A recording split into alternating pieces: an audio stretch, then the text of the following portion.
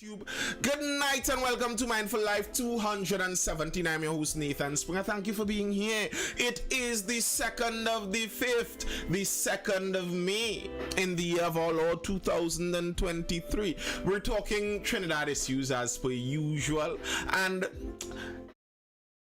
the issue at the forefront is crime right now in Trinidad, and by proxy the issue is self-defense. How are you going to defend yourself? Currently we have the opposition talking about bringing in stand your ground legislation, and the Prime Minister, the PNM, the ruling government are against such things. It's my choice, likewise bandit choice to target me. Wetback says. Desmond King says, Nathan, I would not have even answered that question. Richard Glubman says, no sir, that is your understanding. I can guarantee you the law ain't see it so. Well, Richard Glubman, you see, these are the things that frustrates me sometimes in our discussions. If we are talking about writing new laws, we are talking about implementing stand your ground laws, then what are you telling me about what the law says? It's irrelevant what the law currently says. We're talking about putting a law in place. So now we're talking about what makes sense, not what the law says, but what makes sense. So what makes sense is that if a bandit comes and points a deadly weapon at you and tells you to give me your stuff, that bandit is threatening your life. I don't care what the law says presently. That's the reality of it. Good night, Officer for Justice. And to me, when I hear people try to make it like, how dare you, the bandit, that bandit was just trying to take the goods. How could you rate your goods above his life? The person didn't rate the goods above the bandit's life. The bandit rated their life below someone else's goods. That's what it is. That's what it is. If you go climbing a tree out on the edge of a cliff, and there's one starch mango and a starch tree on the edge of a cliff, and you think that one starch mango is the one you must get. You go climbing there, you fall off and you fall to your death. You don't blame the starch mango, you don't blame the fall, you blame you. You made the choice to go and risk your life there. And in the case with the starch mango, you didn't even break a law. Here you are breaking a law. You are breaking the laws of the land. You are breaking the moral laws of decency. You are transgressing a person's property. And understand what property is. Property rights is the very nature of what makes our common law system. The very underpinning of what makes the free market system. If someone isn't able to securely hold on to their property, the entire system, the entire free market system collapses. That's why it's so important for people to be able to defend their property, and to make it seem like property is something frivolous and that no one should have the right to defend their property. And if a bandit comes for your property, how dare you take their life for your property? How dare they risk their life for my property? That's what it is. How dare they risk their life for my property? How dare you? It's like if a bandit comes into my house and I have to defend myself and they lose their life, I should be able to sue them and sue their family for the cleanup fee for cleaning up the blood off the floor, because you were the one who put yourself in that position. No one invited you here. I never told you come to my home. The law and justice are separate things. It's just to eliminate intruders, especially when your life is threatened. Kathleen Boudou says, I will always protect my person and property. Blast them away, the mama good boys. Joel Chow says, there are 3 or 4 cases where people attack the robbers at home and were charged with assault. Failure. Mark says, stand your ground law is dangerous. Remember Trayvon in the US. Trayvon wasn't killed because of stand your ground laws, and I really don't think you all want to go diving into a lot of those BLM cases, because I can assure you most of you read the headline and didn't read much further than the headline. Sim says, Rowley say how you go shoot a man for a mango. But I know he was talking about Pradia last night, but that's not what people want guns for. People don't want guns for the pipers up in the mango tree. There are pipers in my mango tree currently. Well, not currently, but still during this mango season, there were pipers in my mango tree in the backyard. And I didn't come out with a piece of wood or anything. I came out and like, oh gosh, my palang come out. I'm a tree now, boy. How much time I tell you that? Just ask me for the mango and I'll get. That's how you talk to people doing pretty last night. You wouldn't come out with a shotgun to kill them. That's not what, and it's kind of this, to me, I personally find it dishonest for the Prime Minister to make it seem like people who are appealing for guns for self-defense are appealing to try and kill prettier lastness. That's not what's going on. No one wants to kill. Trinidad always had pipers, but I think the pipers are actually stealing less now. To me, the pipers used to steal more.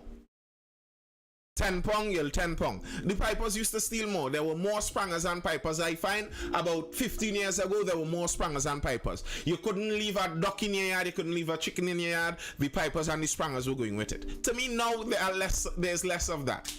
The pipers don't even have a chance to thief because the pipers probably afraid the gunmen out there. The pipers can't prowl the night the same anymore.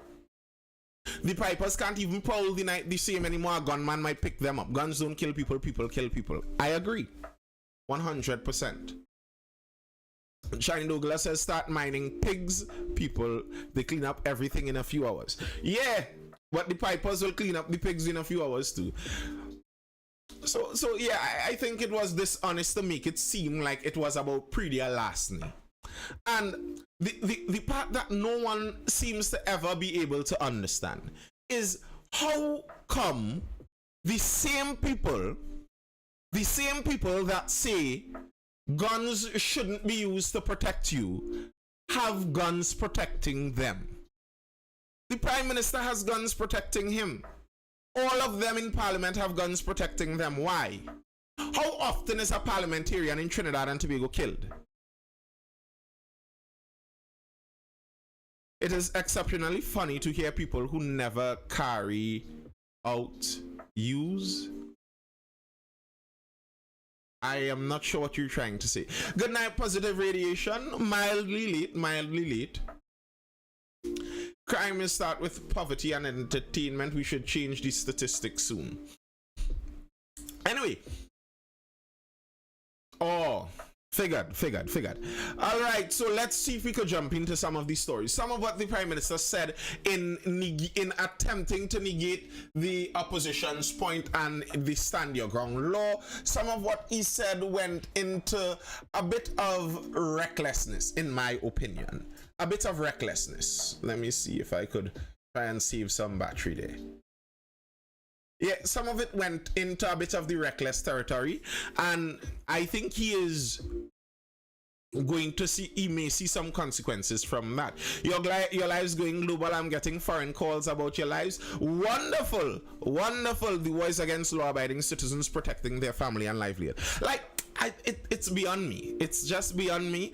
I don't understand the fight in this. Like, okay, I could understand arguing that you don't want guns to end up in weird people's hands. Okay, I understand that. But why don't you want regular people with families to be able to defend themselves? It's beyond me. And people arguing that they don't want more guns in the society, it seems like they're not living in the Trinidad and Tobago society. We're already at maximum illegal gun carrying capacity. We're already there.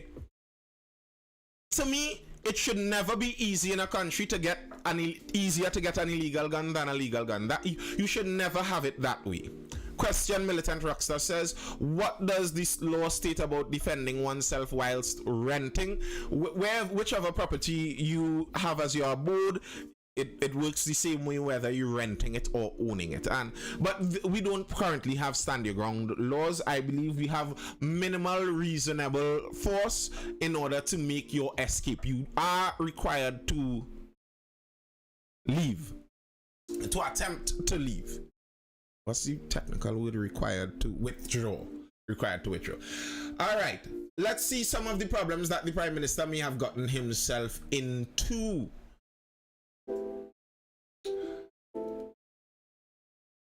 Kamala slams PM for linking her crime comment to race.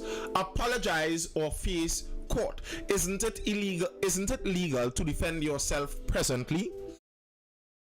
It is legal, but the level to which it is legal is the question. Now, as I said when I first brought up the issue of stand your ground legislation in Trinidad and Tobago, It's not true that you have to withdraw. You don't have to withdraw, but you are required to use minimal reasonable force, and that's a subjective matter. So someone could theoretically prosecute you for this. Now, Sylvan, I said this at the very beginning when I mentioned the UNC bringing up the stand your ground legislation. In Trinidad and Tobago, by and large, no one is prosecuted for defending themselves. That's just the truth in Trinidad and Tobago, because officers would know this. It's basically up to the officer, and generally speaking, from my experience living in Trinidad and Tobago, most officers, it's in the law. Kamla Prasad Bisasa, who is a senior counsel, was speaking about the law recently. You could go back and listen to her. And it's up to the police basically to charge you. And generally speaking, if someone broke into your home and attempted to harm you, and you did something to them and the police turn up on the scene, generally speaking, the police aren't going to do you anything in Trinidad and Tobago. So I said that when they proposed this stand your ground legislation, that I don't actually see a big difference even in this legislation, at least in the effect on Trinidad and Tobago. But I think the importance of it would be if you are making it easier for people to get firearm user licenses. If there are more legal firearms in the country, then issues about the use of force when people enter your property may get a lot more tricky. Breaking up, no audio, D Swift says over on Instagram. I'm not sure what's going on there, sir. As far as I can see, I'm well connected here. I know that battery is running a little low. And yeah, that may be most important if we do indeed allow more, we open it up wider to access for the access to firearm user licenses. If there are more people with legal firearms, then the arguments for when to use force would be a lot more strict. The current legal, the thief stealing Nathan battery percent and all wickedness, Charlie Douglas says. All right, Kamla slams PM for linking her crime comment to race, apologize or face court. Opposition leader Kamla Prasad Bisasa has slammed Prime Minister Dr. Keith Rowley for claiming comments she made on crime were directed at one particular race, and that her party may be linked to last week's bomb threats at schools across the country. She made the demand yesterday as she called on Rowley to apologize or face legal action for what she called the false claims he made. In a release yesterday, Prasad Bisasa denied ever blaming any ethnic group for crime. I have never in my life accused one race of committing criminal acts against another race in our country. Not lately, not now, and not ever, Prasad Bisasa said in a response to Rowley's claim. Now, here's where I think Dr. Rowley mixed up. The pundits, there were two pundits in Iranwares that made that whole race and crime argument. Kamla Prasad Bisasa did speak about crime, but she didn't mention the race and crime business. The Prime Minister, when he was rebutting all that the opposition was mentioning about the crime issues and stand your ground, he combined the statements made by the pundits and seemed to attribute it to Mrs. Prasad Bisasa also. Rowley made the comments when he referenced statements made by Prasad Bisasa on crime and from Pundit Satyanand Maharaj, who last week said etc, etc, etc. So I didn't listen the entirety of the speech, and I can't even remember the verbatim quote. But if indeed in the quote Dr. Rowley did indeed make it seem like Mrs. Prasad Bisasa was the one who made that statement, that may actually be defamatory. Should an apology and retraction not be presented, I will be taking legal action against Keith Rowley for uttering those false statements and all media houses and reporters who disseminated said statements. In a strong rebuttal, Prasad Bisasa said Rowley showed he's a desperate, dishonest man. Keith Rowley must know that racial tensions can be incited by falsely accusing me of making this divisive statement. It is most irresponsible, it is dangerous and downright nasty politics. It is also defamatory of my character and flies in the face of my many years in politics, where I have always celebrated our national unity and our harmonious diversity. Listen, the racial politics in Trinidad, if it wasn't so sad, it would be really funny, you know. Nathan, are statistics and pattern recognition racist? No, they are not. Now, the reality is, Chiny Douglas, that many racists do use statistics and pattern recognition to attempt to excuse their racism. And that's why many people are worried about leaning too heavily into it. So if you are saying that black people are overrepresented in violent crime, which is a fact, what is the reason behind that? Are you saying that it's something genetic? Is it that they have a fault in their very genes? And that quickly can lead down to the line of trying to say that somehow black people are inferior to another race. And we have seen through history where thoughts and ideologies that believe such things lead. If you believe one group of humans are inferior to another, generally speaking, the kind of things you do to them get dark really quickly. He's woefully unstrategic with his statements, it could really seem so. Yeah, Trini Hotep, you're late. You are late. But yeah, the racial politics in Trinidad, if it wasn't so sad, it would be funny, because it's like both sides. If you look at what Dr. Rowley was doing there, Dr. Rowley was blaming the UNC for inciting racial politics. And in blaming them for inciting racial politics, he is buffing them up. Don't incite racial politics, UNC. You all are going to cause racial tensions in the land. And then the UNC turns around and says, by blaming us for inciting racial politics, you are inciting racial politics, and you will raise racial tensions in the land. It's like both of them doing the same thing, flip sides of the same coin, and both actually effectively doing the very same thing that they're accusing each other of. And I don't think it's a coincidence. I don't think they're ignorant to that. I don't think that's unknown to them, that, you know, they have no idea that when they say these things, the possibility of racial tensions flaring up may be high. They have no idea. Of course they know these things. Please bring both leaders on this program. They both have to answer the same questions. You think you think they're going to come? Every time close to elections, the PNM always brings race talk. User with numbers. Let's not put our heads in the sand and attempt to lie and gaslight people here. The PNM isn't the only party that incites racial politics in Trinidad and Tobago. And as I regularly highlight on this live, and I'm not afraid or ashamed to say such things, I say it pretty clearly. If you are asking me in Trinidad and Tobago which party is more focused on race, I think it's a no-brainer. The UNC is more focused on race in Trinidad and Tobago. That's not saying that they are a worse party than the PNM or anything like that. That's not saying that the PNM doesn't use racial division for their own benefit, but the UNC is a more ethno-racial centric, race-centric party than the PNM. That's just factual. The PNM is more class-centric than the UNC, and I say those things, but to make it seem like one isn't what it is, I find that to be dishonest. I think if we really want to see an effect change in the country, we need to be honest about these things. Not just say both sides are the same for the reason of not trying to seem bad, you know. We're trying to not mash any corn, not offend everyone. So we're everybody bad, you know. Like, be honest. Who is bad at what? Because they aren't both bad at the same thing. That's being dishonest.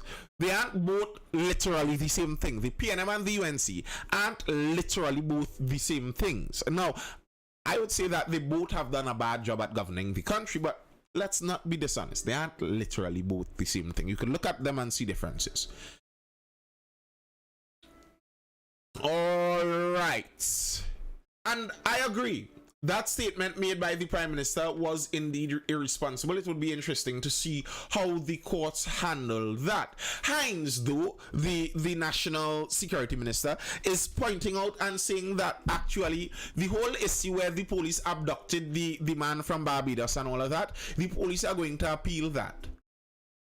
You know, I'll be curious to see it. I'll be curious to see the appeal. Now, the thing is, for those of you who follow the live and follow the news, you might remember that we have seen some bacchanal with, was it WASA twice, and some other government and state agencies appealing issues that made no sense to appeal. I don't know if you all remember that. There were issues where they appealed it, WASA appealed it, it reached to the Privy Council, and the British law lords had to buff them up and say this doesn't make sense. It made no sense for you to appeal this. So I wonder if this is a case like this where they're going to appeal this just to make sure they pay some lawyers some extra money, because from what the magistrate said there, I will be very surprised if an appeal court overturns the magistrate's ruling. I mean, the magistrate's ruling wasn't a 51-49 kind of thing. He wasn't like, I think the TTPS just barely judge. It was a judge, not a magistrate. My bad. High Court judge. The judge's ruling wasn't just a barely, maybe. No. The judge was like, this was clearly wrong. This was insane. This was obviously unconstitutional. There should be consequences for this. And you appeal that ruling? Okay. National Security Minister Fitzgerald Hines has said that the police will appeal a judgment by High Court Justice Devendra Rampersad to stay criminal charges against firearms dealer Brent Thomas. He also said Attorney General Reginald Armour, SC, and Commissioner of Police Erla Harewood Christopher will respectively investigate issues Rampersad raised in his judgment. Hines made these statements in a live broadcast on TTT on Monday.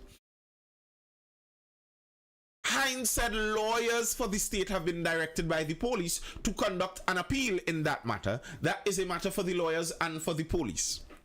I would like to see how that appeal goes. That would be very interesting. Positive Radiation says that is why the Privy Council should remain the highest court of appeal. I understand that argument. Now, the Privy Council versus CCJ arguments, that's a ticklish one. I honestly am not quite sure which side I would fall on. The Privy Council, with the authority it has and being kind of outside of the political fray of the Caribbean, it really does have that as a benefit. But the Privy Council being outside of the Caribbean makes it inaccessible for justice for many people. The Caribbean Court of Justice may make justice more accessible to a wider range of people. We could think about that. Hines added, where an appeal or appeals have to be filed, they will be filed. He said there is a clear distinction between police action and governmental action. It had nothing to do with me as minister, the Prime Minister, or the cabinet. It was police carrying out its police operations in the way it does. Hines slammed members of the opposition, UNC, and other people who were trying to politicize the incident. That ought not to be allowed to stand, he said. Hines said the police took action against Thomas on the basis of information they had about him being in possession of prohibited items such as automatic firearms and hand grenades. Now, the thing that is strange about this, Hines is saying that this had nothing to do with the government or anyone at that kind of level. But there was a plane used that some people are suggesting needed government permission. Hines did not comment on Rampersad's statement in his judgment on Thomas's claim that he was brought back to TT by the Barbados on a TTDF plane, or questions that the Orbooch East MP Dr. Rudal Munilal raised in Parliament on April 20th on this issue. So the minister says, well, this had nothing to do with us. But when I asked questions about, okay, well then how did they get a plane? I cannot answer those questions. Seems very convenient, doesn't it? Seems very convenient, eh? Hines also did not comment on Minister in the Office of the Prime Minister Stuart Young's response to Munilal on April 28 that the plane which brought Thomas back to Titi belonged to the regional security system. Hines noted the call from Munilal for the Barbados government to say how Thomas was brought back to Titi and calls from others for the matter to be investigated. He said, "With the little facts known to me, I know why you are hearing very loud voices. But as I told you, all police operations and investigations are ensuing and they will continue." I'm sorry, I don't have that much faith in this. Arrest extradition of TNT citizen. Barbados Prime Minister must explain, says opposition MP. Barbados Prime Minister Mia Mottley. Where did the article go? Mia Mottley must explain why her country became involved in the arrest and extradition of a TNT citizen and firearms dealer Brent Thomas, says opposition MP Dinesh Rambali. He said the Prime Minister must say whether there was any prompting from the Trinidad and Tobago government. Speaking at a news conference at the opposition leader's Port of Spain office yesterday, Rambali said the Police Complaints Authority investigation into this matter is a step in the right direction, but it is not enough. Desmond King says why there are so much serious issues just going unresolved in this country. Kevon says it's hard to speak well of Hines. Richard Glubman says who determins when the TTDF plane is used? Well, that is the question, is it not, Richard Glubman? But the thing is, according to the minister in the Ministry of the Office of the Prime Minister, Stuart Young, he said it's not a defense force plane, it was a regional security systems plane, which I think even further complicates the issue. Who can get the permission to use a regional plane? What is the avenue? What is the avenue that one must take in order to request such a plane? WTF says, hey, me and my friend are in an argument. Okay.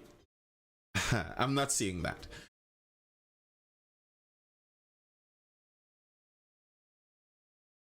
He said Prime Minister Dr. Keith Rowley, as head of the National Security Council, needs to explain why the police did not act within the law and uphold the rights of citizens. Who authorized this nefarious episode whereby one of our own nationals was abducted without due process of law? Truth Variant says this government gang does nothing above board and they lie even to try to explain the truth. Reeves says good night. Good night. Positive Radiation says so regional security leaders involved in that kidnapping? I don't know. Now, I think this is on the regional security leaders to answer, because it may very well be that they were lied to. I mean, if you are a Barbados security forces, whatever, and Barbados constabulary, whatever they are called, if you're over there and you get a serious communication from the Ministry of National Security, not to my knowledge, Kuvon, and you get some serious communication from the Ministry of National Security about a person of high interest, a firearms dealer. Imagine how that sounds, an arms dealer that is attempting to escape the clutches of the Trinidad and Tobago Police Service. Well, you are going to respond to that. You're going to arrest the man and give him back to the Trinidadians. But maybe you don't know that that statement wasn't all above board. Joel Chow says, I'm surprised with rising crime. A state of emergency hasn't been called.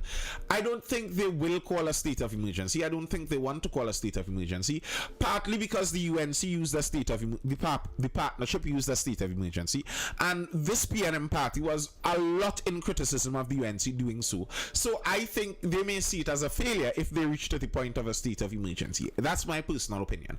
Like, I think if the UNC did not, if the People's Partnership never used that state of emergency in their attempt to bring down crime, then maybe the PNM might have been more open to it. But just the fact that the UNC did it, and they lambasted and criticized the UNC when they did it, I think they will not really go that direction.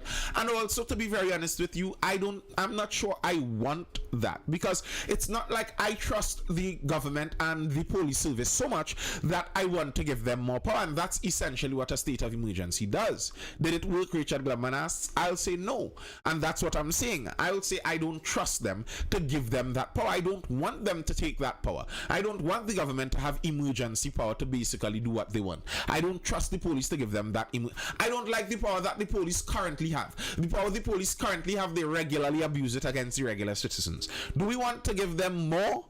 And then we're not going to get the effect of the reduction in crime. As we saw already, the state of emergency didn't work. We're just going to get more, give more power to politicians and police. That doesn't sound like a really good idea to me. Truth Variant says they have failed already. Nothing can save the PNM. Okay. Now, I'm always suspicious when people seem like they're so one-party focused, because it just seems like they're an activist from the other party. Like, okay, the PNM isn't doing all that well, but to make it seem like the PNM is some kind of exclusive, set-apart political party in terms of their failure, I don't buy that. Joe says, isn't SOE supposed to be a last resort when all else fails and all options exhausted? Yes, it is supposed to be so. Now, the thing is, Joe, I am sure some people may argue that in Trinidad, they'll say all else has failed. They'll say that the options have been exhausted because our crime situation feels out of control. The PM isn't the head of the CARICOM security group. I am not sure about that, positive radiation. I'd have to read that to figure out. Read that back up to be sure. We need folks like Manning and Pandy back, people with sense and diplomacy. Chiny Douglas says, Richard says, I honestly feel people don't fully understand what a state of emergency means. Yes, many people don't. The hundreds of guys held during this SOE are still suing the state. Not only are they still suing the state, it seems like they are all winning. And you may be surprised to know one of the lawyers that whose name regularly pops up in representing those people who are suing the state. It may surprise you to know, or it may not. Israel endows the victims, Afros the invaders. Race has nothing to do with home invasions, but the evidence shows that victims are East Indians and the perpetrators are Afro-Trinidadians, says President of the Criminal Bar Association, Israel Khan Senior Counsel. I unhesitatingly agree that race has nothing to do with home invasions. They are crimes of opportunity. Nevertheless, it is an established fact, or rather, the empirical evidence supports the conclusion that the great majority of home invasions in recent times are confined to the homes of East Indians, and the perpetrators of those horrendous crimes are young Afro-Trinidadians, he told the Express in an interview yesterday. However, Khan said these atrocious aberrations do not mean that East Indian homeowners are being targeted by these criminals because they are East Indians. Noting that the bandits seek cash, jewelry, and electronics and cars, Khan said the East Indians are helpless prey when the vicious criminals enter their homes. Most of the times, their young children and elders are brutally beaten in order for the homeowners to cooperate in handing over cash, jewelry, and electronics to invaders. Khan said they are really crimes of opportunity. And the thing is, I kind of agree with what he's saying there. To a large extent.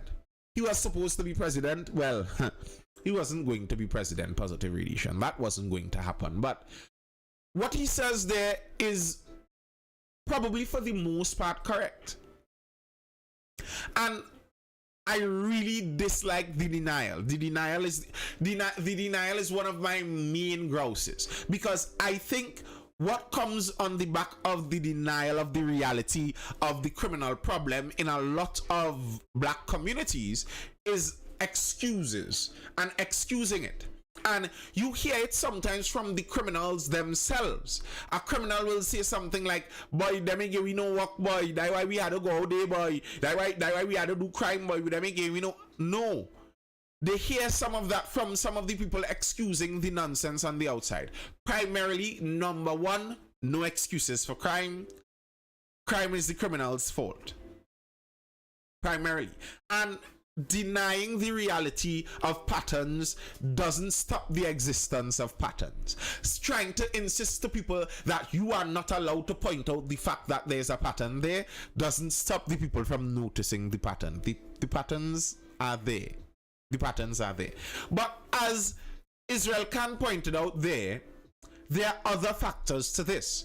And the way the pundit initially made the statement, he made it seem like this is a race-based attack. Like it's something where Afros are purposefully targeting East Indians. But that doesn't seem to be the case, at least not from what the head of the Criminal Bar Association is saying. And a very interesting letter that I saw to the editor in the Express here.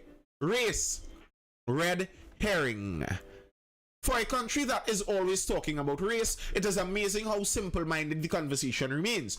If racism were as real as some would have us believe, we might be pelting rocks at each other instead of throwing words and even verses of calypso. When it comes to the subject of race relations in Trinidad and Tobago, it is hard to know where entertainment ends and anxiety starts. Perhaps the comments by the pundits were emotive responses prompted by shock and trauma related to the neighborhood murder of businessman Cheval Ramjatan. In the face of illogical events, it is natural to search for logic and grab on to the first seemingly plausible explanation. And I like this. This is someone speaking with a bit of sense.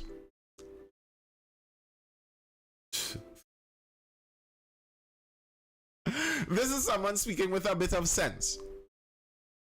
He is saying that the statement made by the pundits, and this is kind of the idea that I had.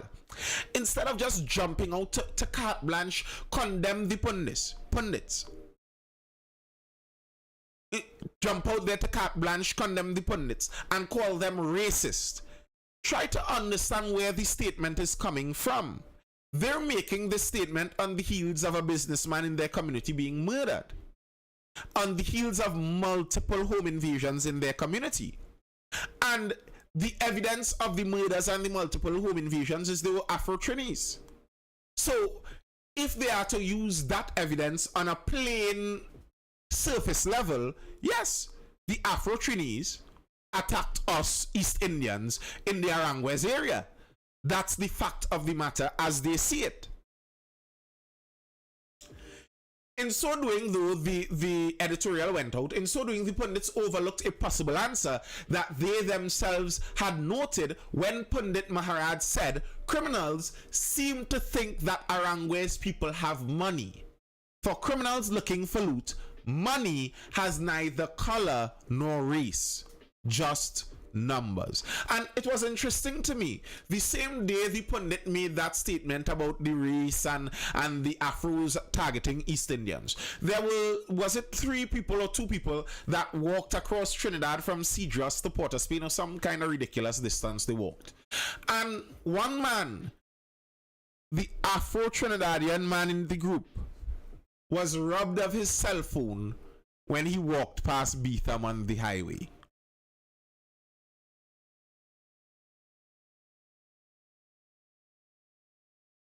So, I mean, Sylvan says, what are the patterns in other crime types? And Sylvan, this is, I understand the question you're asking, but this is part of the issue that I have and part of what I call the excusing. Because regularly, when people bring up the fact that there's an overrepresentation of the black community in violent crime, they ask, what about the white collar crime? I mean, yes, white collar crime is crime, and anyone being found guilty in white collar crime should be prosecuted by all means. But that has no relevance and no bearing on you being overrepresented in violent crime. You don't need to be there. You don't need to be there. So, whatever the representation might be in other types of crime, the fact remains there is that overrepresentation. And trying to deflect, trying to ask what about and what about them, and point the finger somewhere and blame somewhere else and blame someone else, I think those things just make the community worse. What the community needs is, you know how those red pill men on the internet are always running down women about taking accountability, and when the relationship falls apart, your women need to take accountability and look inside at yourself and see what you have done for such things to happen. That's what the community needs. That's what those communities need. Take accountability. regardless of whatever extenuating circumstances, whatever outside circumstances, still take accountability, because there have been many communities all around the world that have faced the most atrocious persecution and didn't turn out to be the most murderous criminal group in the country. The editorial went on. Small and medium-sized businesses are more likely to be targeted because they have less security. Because many are owner-operated, their risk level is much higher than owners of big businesses who hire employees to open, operate, and lock up the business at day's end. And therein is a good point. And that's kind of the idea that Israel Khan was speaking about too. When you're talking about East Indians being targeted, it's not about East Indians being targeted. Look at the businesses in the Aranguez community. I'm sure the pundit may be one of those that regularly would boast about the fact that East Indians are some of the most entrepreneurial minded in those communities, and that's true. So if you have bandits coming into the communities and looking to rob the entrepreneurs, and the East Indians are most of the entrepreneurial minded people, you kind of expect a certain statistic to bear out there. I remember there was once upon a time in Trinidad and Tobago, not too long ago, just about a year or so, a year and a half, 2 years, where the Chinese groceries around the country were being repeatedly robbed. Time and time again, the Chinese groceries were being targeted. You could have said back then that those urban youth were targeting the Chinese Trinidadians. But no, they were not targeting the Chinese. They didn't particularly hate Chinese. It's just that the news or rumor went out that the Chinese groceries handled their money in cash and they didn't use banks. And that made them a very juicy target. You know what the Chinese did to stop that? Go into most Chinese groceries now and you'd see a security sitting in one of the corners with a gun. And you want to know the surprising thing? The robberies have seriously slowed down. What would you know? Somebody with a gun stops the bandits from wanting to come in. Isn't that a shocker?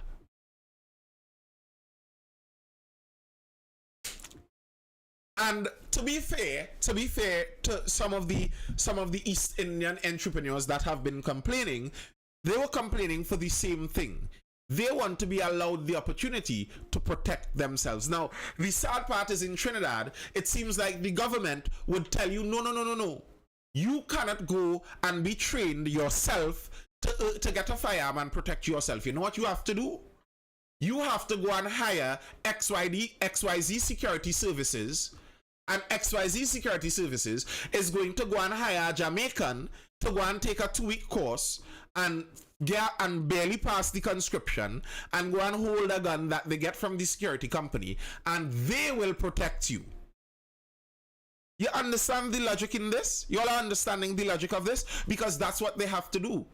If you go and hire a security company and pay them $10,000 a month, that security company could take someone with 5 O-level passes, and I'm not insulting the O-level passes, but minimal passes and minimal scrape through of the conscription, and that person could get a gun because they're working for the security company that may have a connection, may or may not have a connection in the government, and that's where the guns could come in. They could protect you.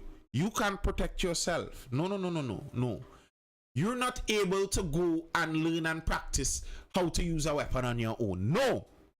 You need to pay the security company to find someone to do that. David Aboud says, any thought on the A&R Robinson expansion? Well, those thoughts will come tomorrow, David Aboud. That will be in the Tobago Day. Tomorrow is Wednesday. That's when we speak about the Tobago issues. Kervon says, is there anyone in the cabinet or in the PNM that can convince the PM otherwise? I don't think so, Kervon. And that's one of my grouses with the present Prime Minister. It seems, I don't know the man personally. I may be miles off and very wrong. That may be a possibility. But it could seem from outside looking in, analyzing his statements, seeing what he says, how he responds. It could seem like the Prime Minister is, those kind of old timers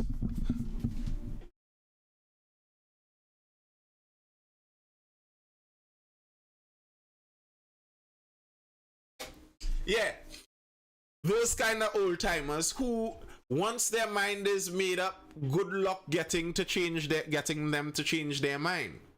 Good luck with that. And he kind of has that aura with him. Like,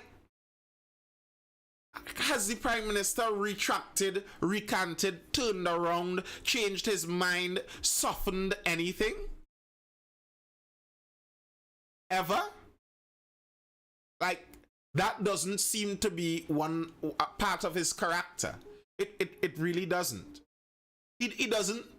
And as I'm saying, I'm speaking totally an assumption and opinion. I do not know the man personally. I have never even as so much had a conversation of a couple sentences with Dr. Rowley. I do not know the man personally. I'm talking about his public image as from what you could see reading the news and reading his statements. It seems that kind of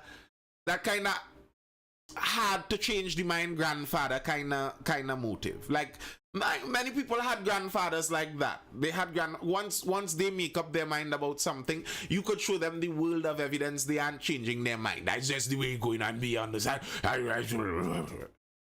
He gives off that aura pretty strong. So I'm not sure I could see anyone around him changing his mind. The way he sees the world is not helping TNT. Desmond King says security companies are registered under the Ministry of National Security. No surprise there. Captain Django says, will giving each citizen if I am really decrease crime in TNT?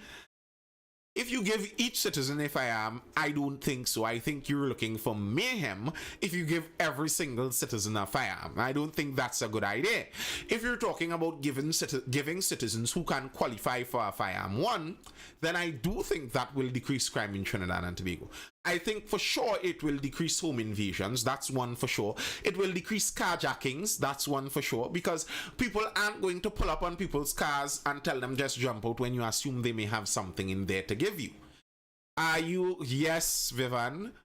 Kervon says, I don't think he's a dictator, but I think he's an office holder and not a leader. I don't think he's a dictator. That's not, if anybody gets that from what I'm saying, that's not by any means what I'm saying. I don't think he's a dictator.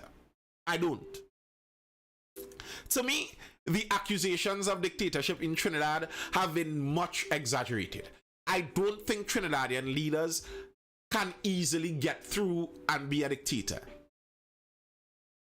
I don't think it can easily happen. Go Texas and tell the carjackers that, or Florida. Go look at the Texas crime rate compared to Trinidad crime rate. Mr. Face.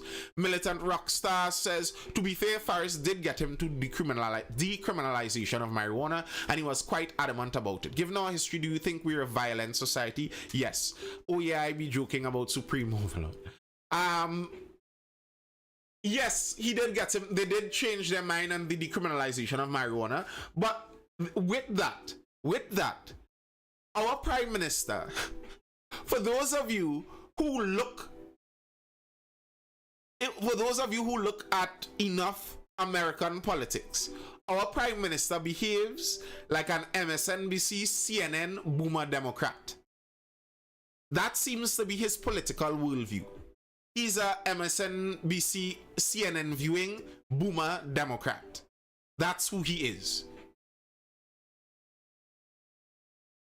That seems to be the kind of worldview he has. And because of that, when the CNN, MSNBC, boomer Democrat worldview allowed the decriminalization of marijuana. Remember, old man Joe Biden also allowed the decriminalization of marijuana. He took it off the federal statute books. So when that happened there, of course, he would do it here. It's just follow fashion business, and we regularly do that. 99.9% of our laws are just follow fashion laws. Are there any unique laws on our books, really and truly? Sylvan Trinidad says, if you think we're violent, do you think we should distribute more guns? Well, here's the problem, Sylvan. I think all of the most violent people in Trinidad already have guns. That's the issue.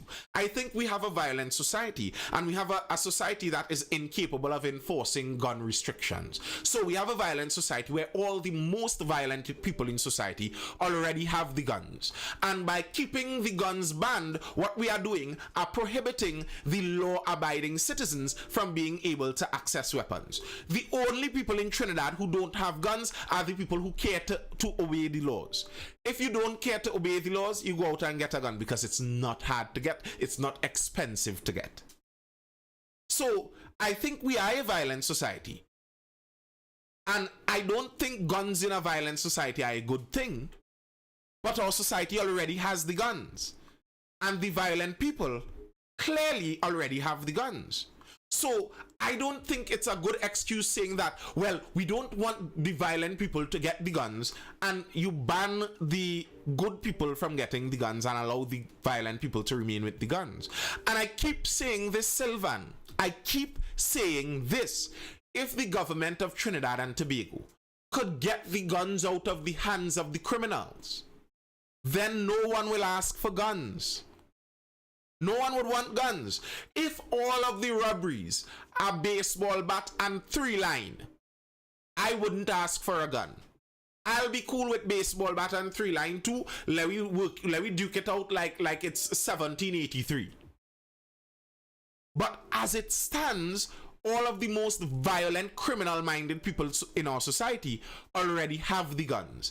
And they are using it willingly against the regular citizens. Captain Django says criminals would eventually relieve those firearms from citizens one way or another. Like, I don't understand that reasoning either. We're worried about the criminals stealing the guns from the citizens. You mean the criminals that already have the guns? What's your point? We're worried about the criminals stealing the guns from the citizens when they already have the guns? Saying the rich have to get richer to benefit the working poor, nah, he ain't no, he's akin to repubs. Nah, he isn't. He's a boomer Democrat. He isn't a progressive. He's a boomer Democrat. Bill Clinton, Hillary Clinton kind of level. That's who he is. Captain Django, criminals who get the TTPS and TTDF wrongs. I feel like there more time and consideration should be put into the education system in Trinidad and Tobago. Of course, I don't deny that. If a robber come in your house, see you with your fireman and turn and run, what would you do? And then turn and run, well, you're not supposed to fire. If he runs, you're not supposed to fire. Now, if he runs into my house, well, that's another thing. But if he runs and jumps the fence, well, then he runs and jumps the fence, so be it. If citizens can acquire guns, citizens who want one will get one. Simple. What's the issue? I don't know the issue. That has always been my question. It has always been my question. And I am not even asking, when I speak about this, and even the laws that I hear everyone in Trinidad and Tobago who speaks about guns and allowing more licenses for guns, everyone that I hear speak, they don't even talk about American-style gun laws where you just walk in and you have a right for a gun. No one even speaks about that in Trinidad.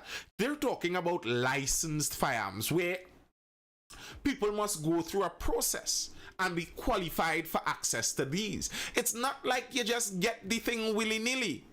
And the thing is, as it presently stands, the way we have it currently in society, all we are doing is holding guns back from people who are law-abiding citizens and not well-connected. If you are well-connected in Trinidad and Tobago, you would get an FUL. If you don't care to follow the laws, you will have a gun. So the only people left in Trinidad unarmed and defenseless are the people who are not well connected and who are not criminals. They are the most vulnerable people in this society. I say you allow those people the chance to defend themselves.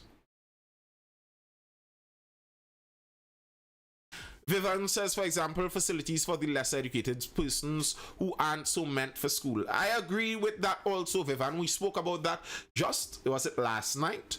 What were we speaking about that? Very, very recently we were speaking about that. That the idea of placing all students into the same school is crazy. It doesn't work. It's not a good idea. You should throw it out. And I think students should be more streamlined into schools that are suitable to their learning abilities. I agree. Where does the government legally source these guns anyway? Well, Ariel, that's the funny thing, you know. The man who the government went and well, not the government. Let me. The man who, according to the judge, the police kidnapped from Barbados was a firearms dealer who supplied the government with weapons. That's what had the judge so amazingly stupefied at what happened.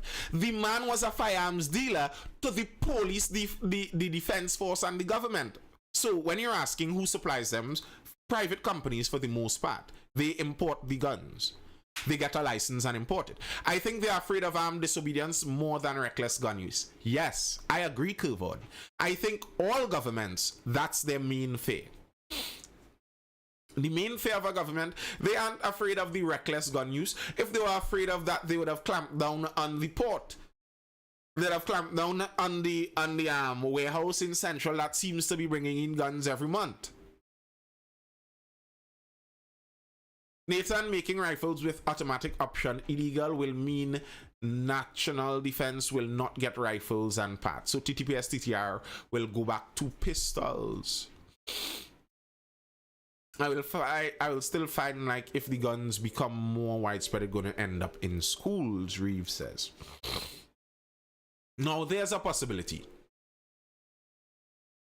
There is a possibility. And that is a reality. And I say that. If we do change the laws and allow more firearms into the society, there will be more firearm mistakes and accidents. That's a reality. You are going to get more of those.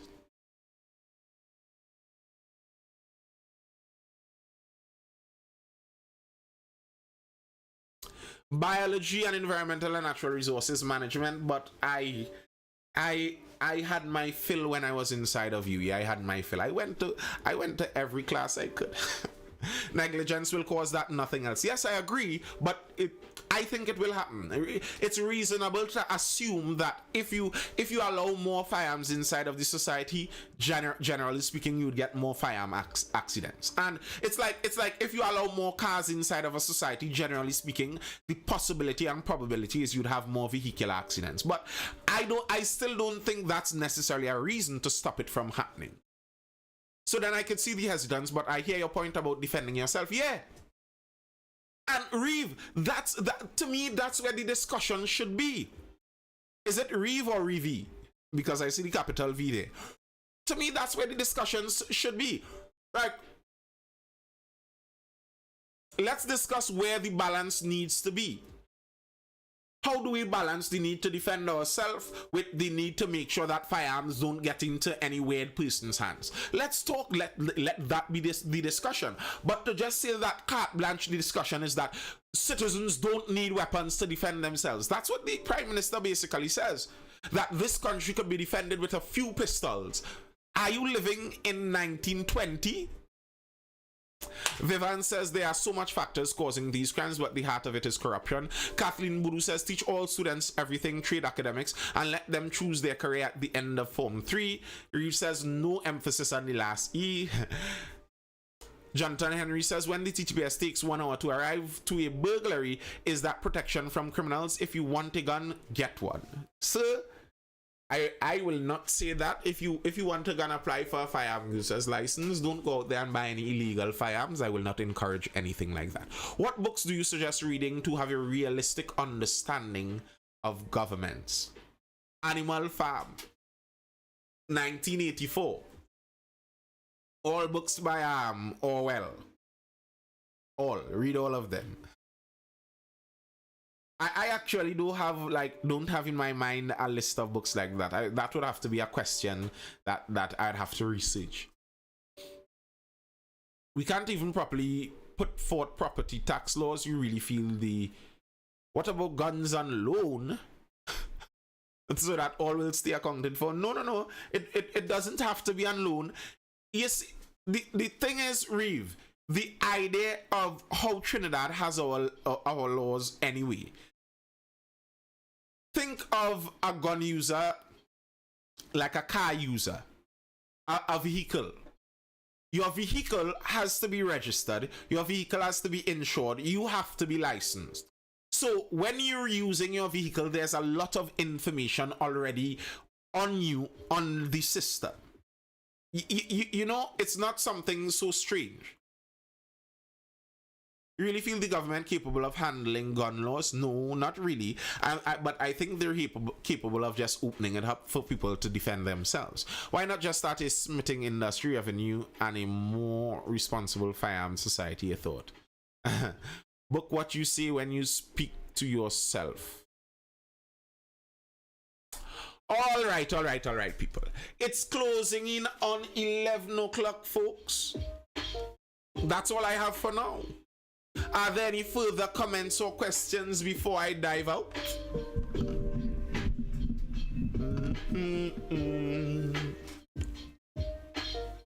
Further comments or questions before I dive out?